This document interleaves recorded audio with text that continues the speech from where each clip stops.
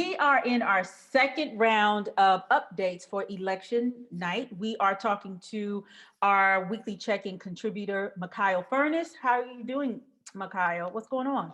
I'm all right, and yourself, Kaya. How you doing? I am considering all of the pressure and everything. I'm doing okay. It is so good to see you. So we are going to do an update about what is going on where you are, what's going on in the country. So can you give us some insight in terms of voting and the atmosphere and the energy where you currently live? Well, I'm in Los Angeles now. Right now, I'm in the Redondo Beach area, and it just seems like people are mulling around. Earlier today, had to run some errands, and I drove around a couple polling stations, polling sites, especially in Inglewood. Also in the Ladera Heights area, and just seemed like things were moving as normal. Um, Cars were going in and out. It didn't seem like there were any big issues.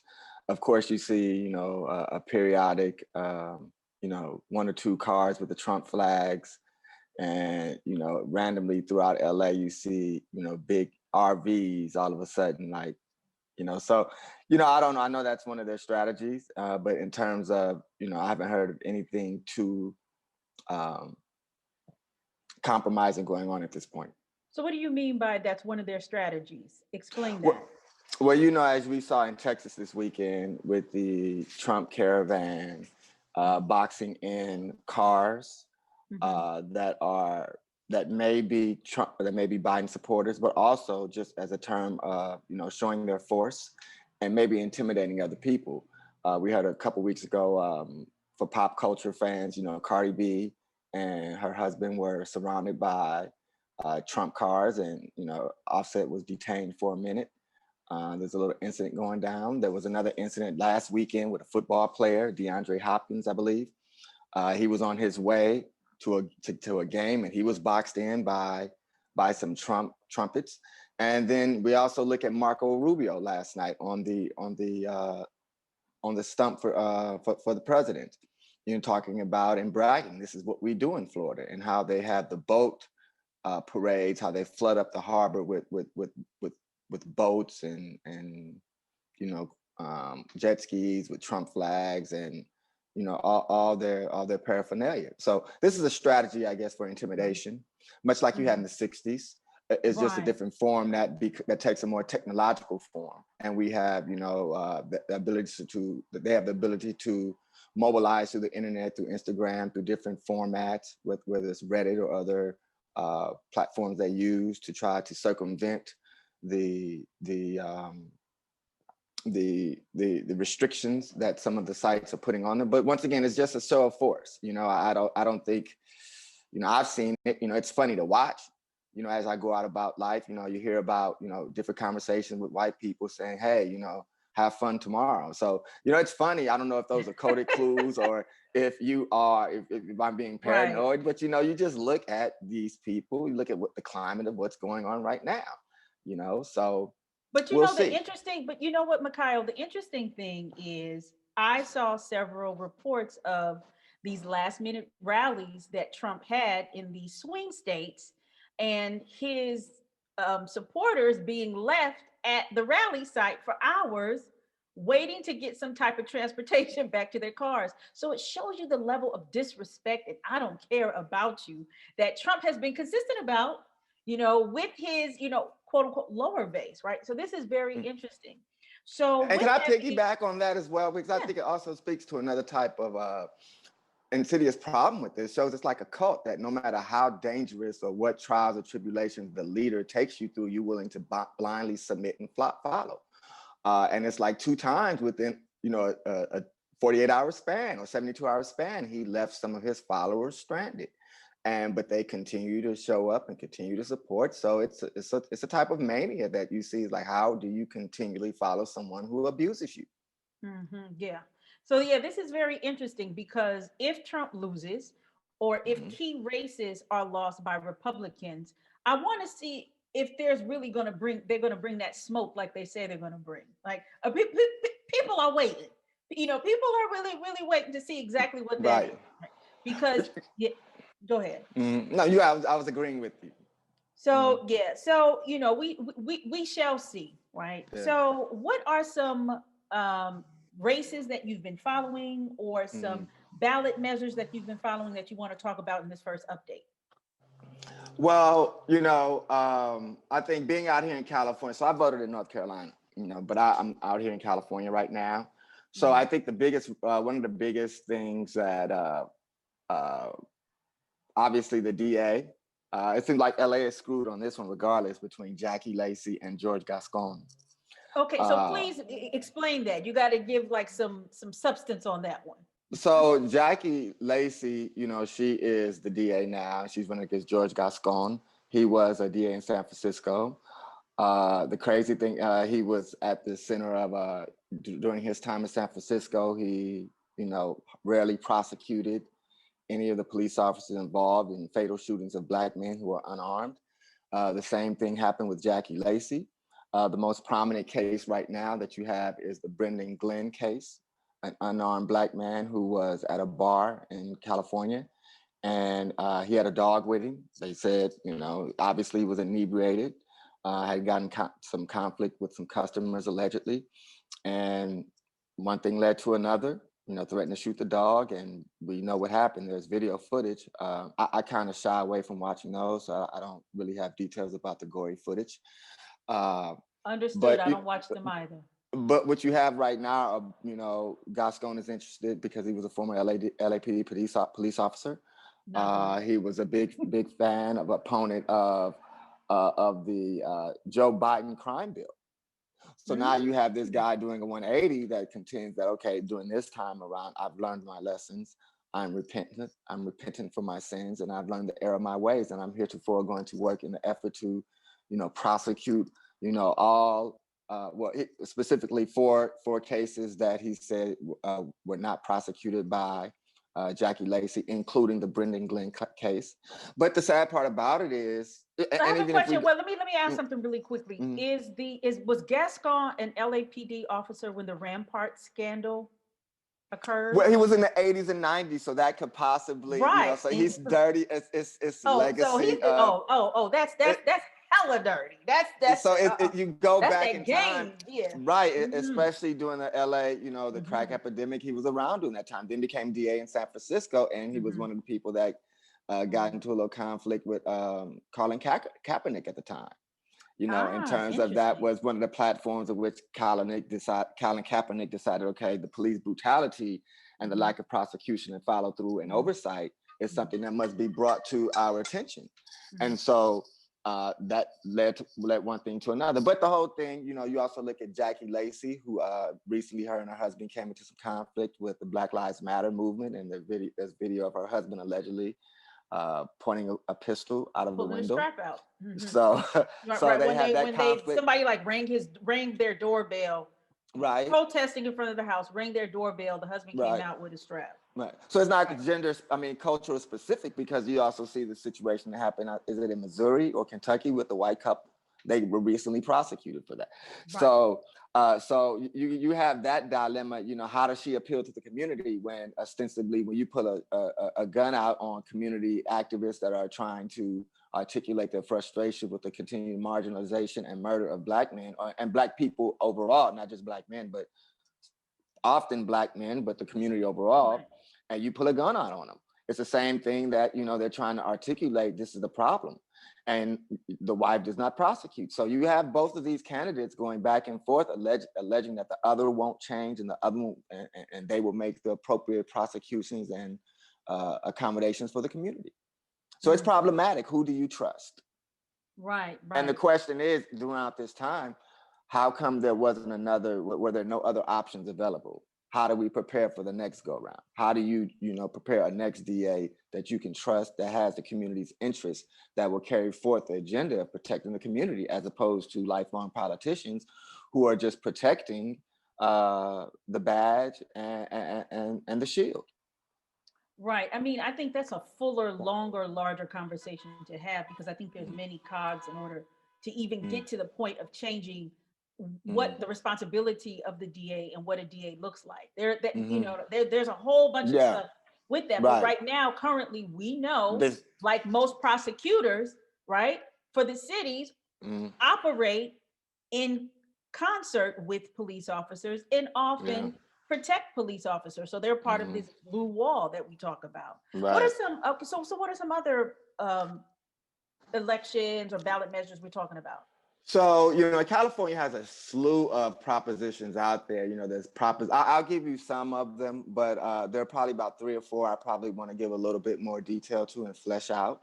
Yeah, let's So do those three. Let's do those three and four, and then talk let's about the first do other the ones. three and four. Yeah, yeah, yeah.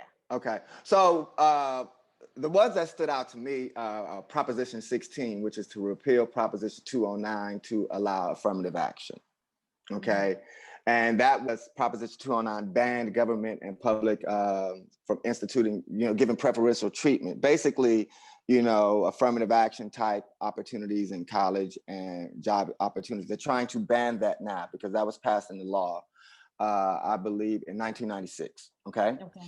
And so what you have now is this proposition that seeks to overturn that. Okay. Uh, Proposition 17 allows parolees the right to vote. Okay. And this amends the Constitution, allow those on parole for felony convictions to vote in elections. It prevents people from voting if they're in prison or on parole on a felony crime. Right. Proposition 17 only amends latter half of the law. Proposition 18 is interesting because I contend that sometimes our younger generation has a little bit more logic, but we have to do a better job of interacting and talking with each other, because Proposition 18 grants some 17-year-olds the right to vote in primaries.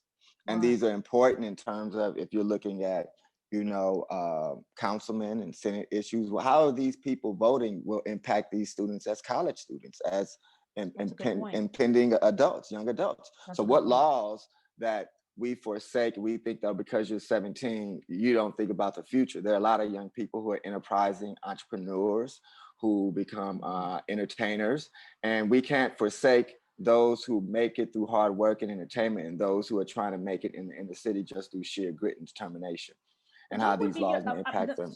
so Mm, you're a former teacher. I'm a mm, professor. I used to be a high school teacher mm. myself. What would be your response to somebody who would say, well, you can't legally drink until you're 21? How, why somebody who's 17 should be given such a huge right or responsibility to vote? Because if you commit a crime, you can be tried as an adult.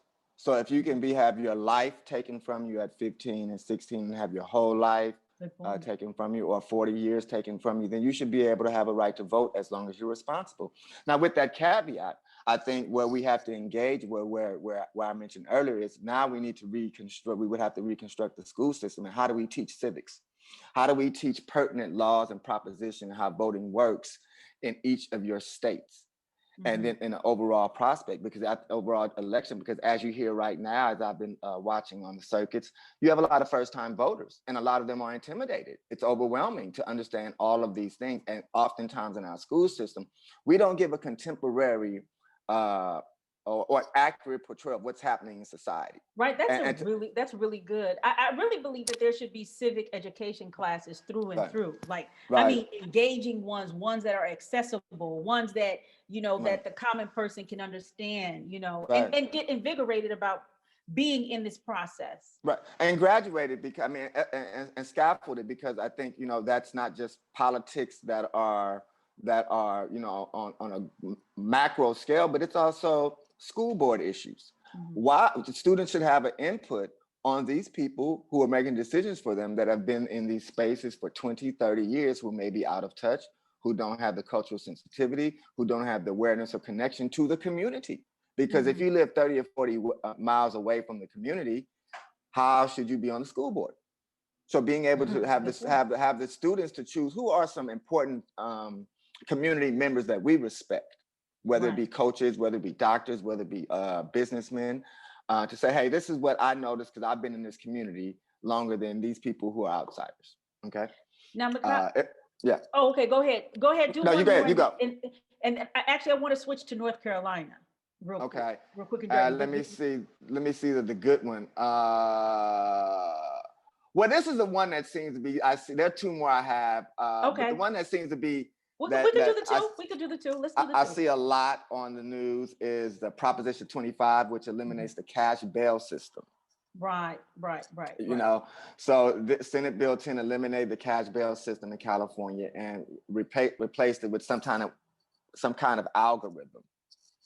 You know, so we Okay. have analytics and athletics, analytics all around that determines Okay. who gets released from jail while awaiting bail based on your ability to post bonds. So if you're broke, that algorithm may not calculate. So I guess there's a credit score to bail now.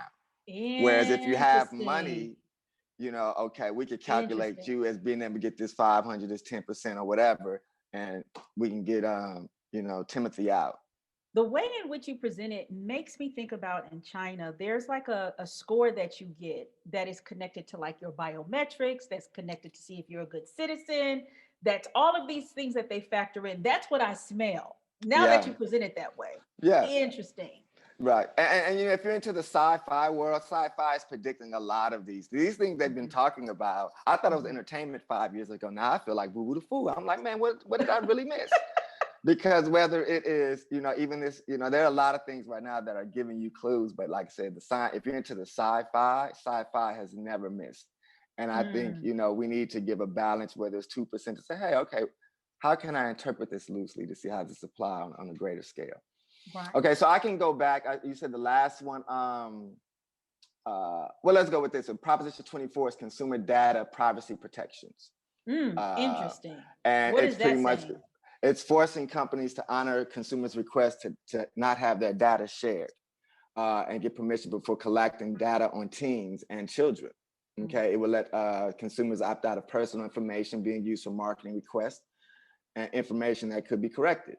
You know, so this is interesting but because what's the caveat? Because there's always a caveat. What is that? well, you know, this is my thing. Okay, this is how I look at it. Okay, Because let me give okay, all right, I'm gonna let you go, and then I'm gonna give you my perspective. because when you have this data Mm-hmm, collection, it's tricky when you don't mm-hmm, control it. mm-hmm, But there are certain entities out there, especially in the Black community, the Black techs, that are mm-hmm, seeking to mm-hmm, monetize our data mm-hmm, and mm-hmm, making a win-win for mm-hmm. the community. So if Right, you know, I'm against if it's just a major corporation right. just parceling out my information like they have been doing. Mm-hmm, I'm against that. mm-hmm, However, if it's an opportunity where you know I can capitalize off of because you're parceling mine out, I'm not getting anything off of. But if you are allowing me to capitalize 2 cent, 5 cent, whatever cent, I'm willing to consider that opportunity. But once again, mm-hmm. that's the challenge with this law. But once again, if you allow consumers to opt in, that empowers the consumer to make a decision provided an Mm-hmm. opportunity or institution or platform like that exists. But if nothing like that exists, I'm opting out because I want to make some money off my name as opposed to having you just make some money off of me. Right. So this is the thing. Being in Europe, Europe already has stricter privacy laws. Mhm. The interesting thing is that there are quite a few websites I don't have access to because of Europe's privacy laws. So I think Really? also with this bill, if it moves forward, Mhm. people are going to have to make decisions about having access to certain things. So this is how they're playing that, like, that funny, Okay. that funny thing, right? So this is going to be really interesting in terms of how corporations are moving around privacy. Facebook, I swear for God, gets sued every 3 minutes in Europe Right. Right. because it totally violates its privacy laws. Before we get off, I want us to go to North Carolina because Well, as a can I ask voter, you something about that yes. real quick? And Mhm. so, would that be akin to like you go to a New York Times article and they ask you to accept the cookies and you can't see the article?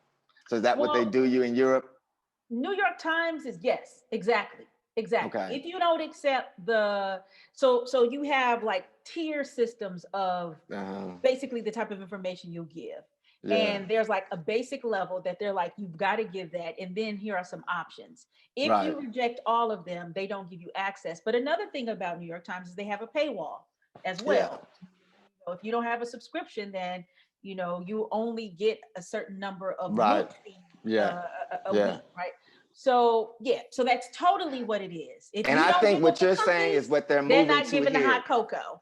And I think to your point, this is where they're going because the argument against is it inhibits the corporations from having further financial opportunities and reaping their rewards from their business opportunities and ventures. So maybe to your point, if this doesn't pass, then you have the next level they go to. So we'll see from there. Always about the corporations, never about About the the people. dollar bill, y'all. Okay, so Uh, I have to quickly jump onto this. I know you moved recently to mm, California, but you mhm, said you vote in North Carolina. What mhm. are some critical voting measures or issues in North Carolina that you feel need to be addressed or are being addressed in this voting cycle, I should say? Well, I think the biggest thing right now, most of them were bond referendums in North Carolina that I noticed, primarily in Guilford County, which is a rural area, Wake County, which I believe encompasses like Durham, Raleigh. Mhm. That's like the Research Triangle. So you have Duke, Right. North Carolina State, and one more over there. I'm I trying to know think. you I also, can't think. I'm lost. Is it North is it Carolina, North is it Carolina. UNC? Is it one of those UNC, so UN? UNC, Duke, and NC State, but you also have North Carolina Central over there, Mm-hmm. and Is State it is A and nearby. T? A&T, A&T, no, A&T's in Greensboro, In Greensboro, correct. right? So you also have, I don't believe Winston-Salem is in Wake County. I could be wrong. And then Mm-hmm. the other one, which is Mecklenburg County, which is where I live, which is in Charlotte. And these are bond improvement referendums, which a vote yes would authorize the city to issue 44.5 million in bonds for neighborhood structures. And I think that's, the issue when I was in Charlotte was housing, affordable housing. There's a lot Mm. of how, and it's the crisis wherever you go, Mhm. affordable housing, it's But really the issue in Los Angeles. But but even, the thing about Charlotte that you told me is that Charlotte is becoming, or just in North Carolina is re-becoming or redefining itself as a financial state, right? So at mhm, first it was the banks, now it's more of this fintech type yeah. of. Right. But see, that's also, the challenge is, do you have a job to pay for that? That Mhm. lifestyle. So there are a lot of luxury apartments, a lot of convenient dwellings that are being built downtown. Mhm. Downtown is very accessible. Transportation is nightlife scene Mhm. in different parts of Charlotte. But the issue is, especially after this pandemic, there are going to be jobs. Are you going to have the labor force that is trained in those industries to be able to live in those areas? So whether you Right. have an area such as Ballantyne, Mhm. um, you got certain smaller areas. The couple names, I had a name in my head, but it escaped me. But you also have the high Indian population out there. So those families are coming out there in the tech industry. You have a lot of Latinos there. So, North Carolina is big enough that there are a lot of people that are moving out in different aspects. So whether it's in Charlotte or Mecklenburg County or Guilford County, where they're arguing for $300 million. Mhm. And some of these areas need greater infrastructure because of where they are with roads. And these areas in North Carolina, they're trying to create highways, create a technological highway across the state. So a lot of these bonds inherently may be for housing, maybe for roads, transportation issues. Yeah, so that's pretty much where North Carolina is. If I remember from the ballots, what I noticed from the local elections, I noticed a lot of Black women were running in North Carolina. And I Interesting. received some robocalls too. I got a lot of robocalls. So, Mhm. it's interesting. I think North Carolina, there were some races that are, you had Black candidates running against each other as Democrats and Republicans. I Mm. find that interesting as we have, especially in California. California, you have a few Black Republicans that are running, on the running in this election. And so it's fascinating. Like, how do you jive? Are you a Trump Republican, Mm. or are you going to be the new type of Republican that's going to emerge after this election? Because the Interesting. people who are, who call themselves Republicans now, they can't identify with the people who are Trump supporters. Well, So openly. We shall openly, see what that. Yeah, we shall right. see what that But looks like. going forward, right now, this is where they are. They got to ride this out. They taking one Hmm. for the team. They Oh yeah. loyal. So this is what's happening. But after November 4th, you'll probably start seeing a drift in terms of, okay, who are the Republicans? Because anytime Hmm. you have this many Republicans Right. lining up to support a Right. Democrat, Right. there's something coming. So you had the Tea Party, that was a movement that became the Trumpets. Now that's the lane right now, and so they're going to have to splinter from there, and even possibly with the Democratic Party, they are riding this out too. So does this splinter into something more mainstream? So we'll see what happens over the Yeah. next 48 hours. Yeah, we will definitely see what happens. We have to wrap up in about Mm, 2 minutes. But I okay. mean, the fact of the matter is that Trump is very friendly and very likable to the big business, to the banks, Mm, right. So, even though people on the outside are saying that they don't agree with Trump, on the inside, they are like, yay, yay, Trump, because I'm getting paid. So we'll Right. see what that looks like. My last question Mm, is, what do you think?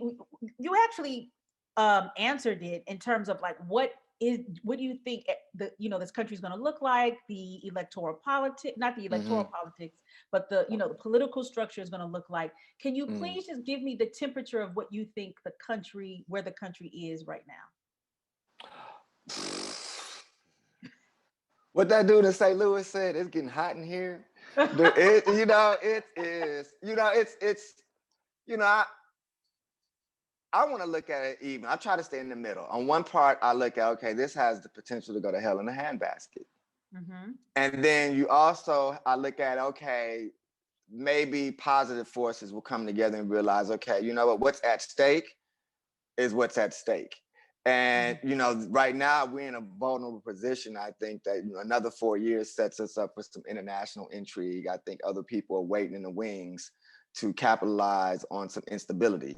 And the fact that if we're going at each other and distracted by, who is red and who is blue, some political blood and crip stuff, we stand to get, sabotaged and blindsided on the other side. And then it doesn't necessarily have to be a bomb, it's a keystroke.